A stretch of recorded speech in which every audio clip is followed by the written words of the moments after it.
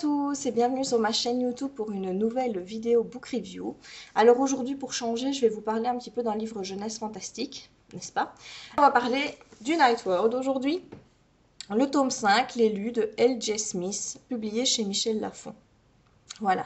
Alors, le Night World, c'est une saga qui parle de créatures de la nuit, donc d'un monde qui est incorporé dans ce monde, puisque, en fait, toutes les créatures du Night World nous entourent, mais elles vivent cachées des humains. Et donc, les règles à respecter, eh bien, c'est justement de ne jamais se dévoiler, de ne jamais dévoiler l'existence du Night World et de ne surtout pas tomber amoureux d'un humain sous peine de terribles conséquences.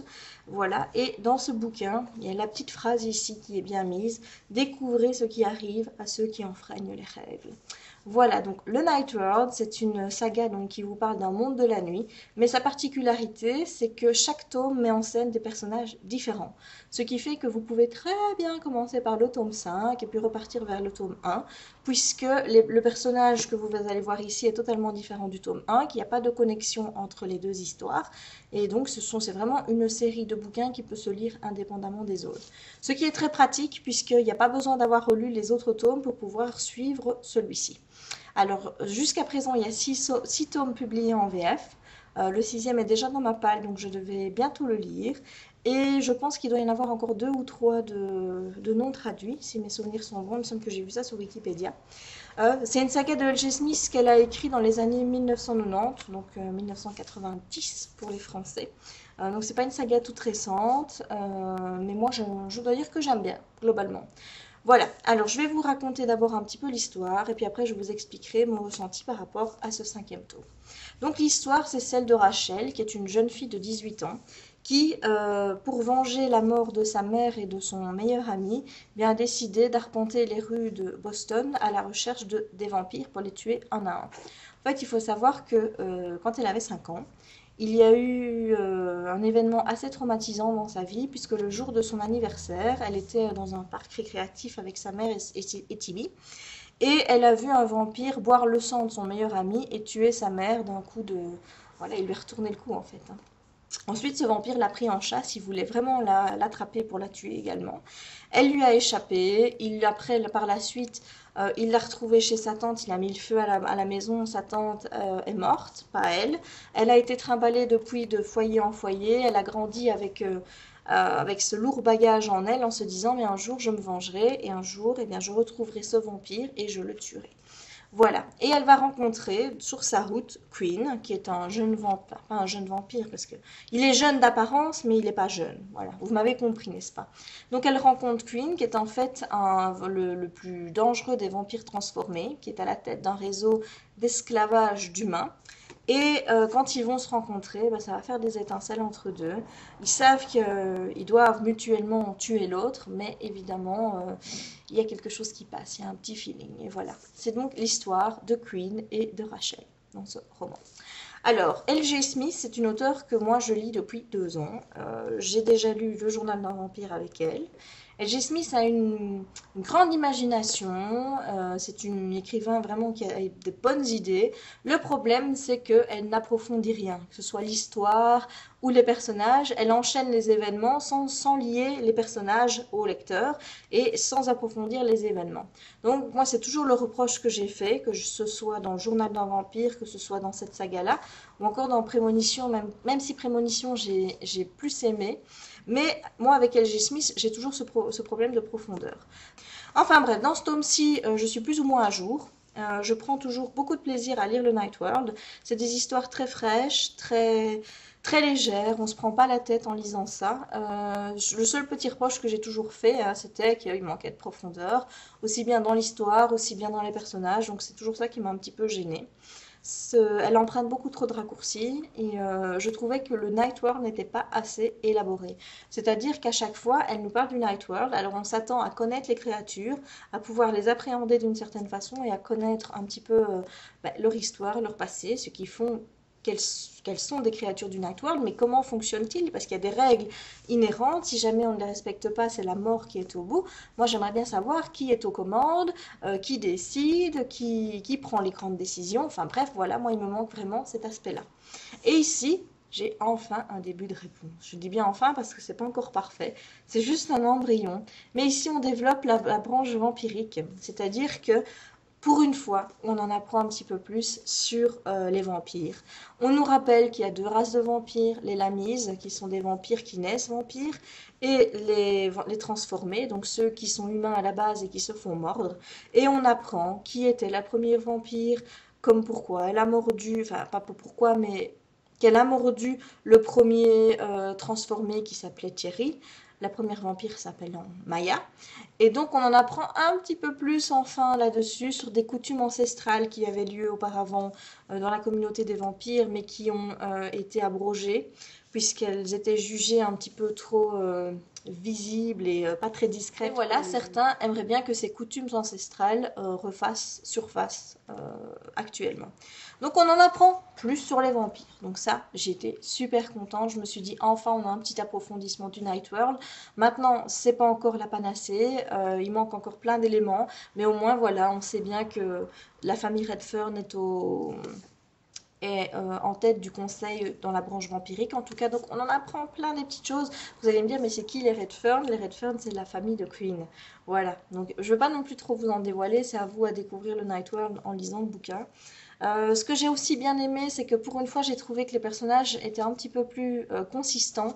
Bon, c'est pas encore, je vous dis, on n'arrive pas encore à des niveaux de Stephanie Meyer pour ça, parce qu'il faut bien avouer qu'on peut critiquer tant qu'on veut. Les personnages de Stephanie Meyer sont quand même consistants, puisque je veux dire, quand on arrive à donner une telle émulsion autour de deux personnages, c'est quand même voilà, que le public y croit, et si le public y croit, bah, c'est qu'ils se retrouvent en eux, et donc il y a quelque chose derrière, que ce ne sont pas des personnages de papier. Ici, c'est un petit peu le reproche que j'ai fait, c'est que c'est vraiment des personnages fictifs, ils restent fictifs, on s'y attache pas du tout. Et ici, j'ai enfin vu une petite évolution. Je dis, c'est pas encore un énorme pas, mais c'est un premier pas, où on a le passé des personnages qui nous est enfin expliqué. On sait que Rachel est comme ça, qu'elle est distante, qu'elle est froide, qu'elle est très solitaire, tout ça parce qu'elle a eu un passé assez difficile quand elle avait ses 5 ans. On comprend mieux sa façon d'agir dans le présent. Moi, je dis toujours, c'est en retournant dans le passé des personnages qu'on arrive à comprendre leur manière d'agir aujourd'hui. Et enfin, voilà, on peut cadrer Rachel avec son passé. Idem pour Queen, c'est pareil, on apprend un petit peu le contexte familial, comment il a été transformé par les Redfern, qui est une grande famille vampirique, la mise à très importante dans le Night World. Enfin bref, les personnages sont plus fouillés, même si c'est pas encore ça. Une fois qu'on est dans le présent, ben là c'est terminé, elle dévoile juste le strict minimum des émotions, mais en tout cas, on a un passé auquel se raccrocher pour les personnages. Donc là, je suis hyper contente. Maintenant, à côté de ça, j'ai aussi des déceptions par rapport à ce roman. La première concerne la relation amoureuse entre les deux, puisque vous vous doutez bien, hein, c'est même dit dans le titre, ils ne peuvent pas tomber amoureux, conséquences terrifiantes s'ils le font, et découvrez ce qui arrive à ceux qui enfreignent les règles. Je vous spoil pas en vous disant qu'il y a quelque chose qui va se passer entre Rachel et Queen. Eh bien, comme d'habitude, hein, si elle a bien commencé à fouiller le passé, pour les relations amoureuses, c'est toujours pas ça. Non, non, non, non. On reste toujours en superficialité, on emprunte des raccourcis, c'est voilà, oh tu es beau, oh je craque, non je ne te tuerai pas. Toi aussi tu es belle Rachel, moi aussi je crois que je t'aime, moi non plus je ne te tuerai pas. Voilà, on en est là. Je vous ai dit, moi, les histoires d'amour où on claque des doigts et hop, on est amoureux, moi, je n'achète plus, c'est terminé, je n'y crois plus, j'ai passé l'âge pour ça, malheureusement. Et d'un autre côté, on emprunte toujours le même raccourci, c'est des âmes sœurs, ils étaient faits pour se rencontrer. C'est logique que quand ils se voient, forcément, il y a tout qui se met en place autour d'eux. Non, je suis désolée, moi, j'y achète une fois le coup comment dire, le coup du décès des âmes sœurs et compagnie, mais quand c'est la 3e ou 4e fois qu'on nous le ressort, c'est terminé. Moi, je dis non, il va falloir emprunter d'autres raccourcis, Madame L.G. Smith, si vous voulez encore que je croie à vos histoires d'amour. Enfin bref, c'était ça un petit peu mon gros point noir, c'est que là, l'histoire d'amour, je suis totalement passée à côté, je ne l'ai pas appréciée pour la simple et bonne raison qu'elle elle est arrivée en feu de paille, et pour moi, voilà, j'achète pas, tout simplement. Deuxième critique par rapport à ce bouquin, c'est la fin. Voilà, j'avais dit dans mes précédentes vidéos, notamment lors du C'est lundi que lisez-vous, que je kiffais ce bouquin parce que je trouvais que c'était le Night World le plus abouti. Quand j'ai lu la fin, je me suis dit, t'as peut-être parlé un peu trop vite parce que si les 2 tiers du bouquin m'ont plu, le dernier tiers m'a vachement déçu.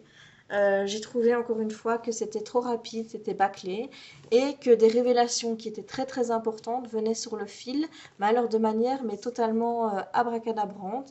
C'est-à-dire qu'on vous apprend des choses, on ne prend pas la peine de les approfondir, le lecteur n'a qu'à dire waouh et le prendre pour lui.